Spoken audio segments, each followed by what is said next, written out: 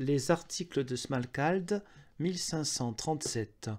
La deuxième partie concerne les articles relatifs à l'office et à l'œuvre de Jésus-Christ ou à notre rédemption. Voici le premier article, l'article capital, le Christ.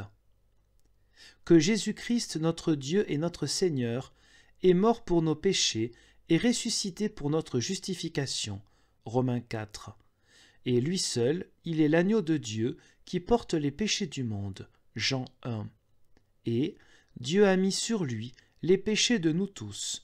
Ésaïe 53.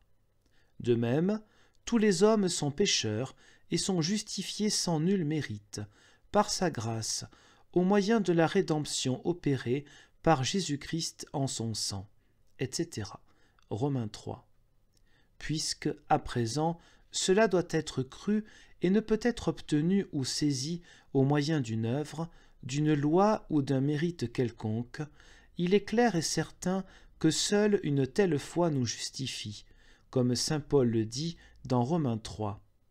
Nous estimons que l'homme est justifié par la foi, sans les œuvres de la loi.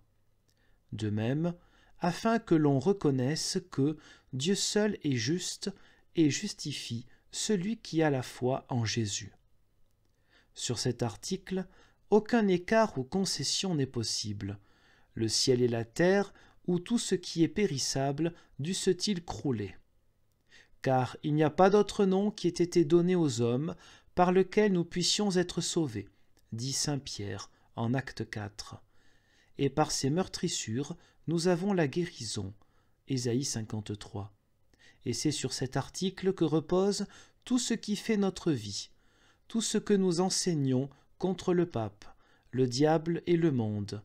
Aussi devons-nous en avoir une certitude entière et n'en point douter, sinon tout est perdu, et le pape et le diable et tous nos adversaires gardent contre nous la victoire et leur droit.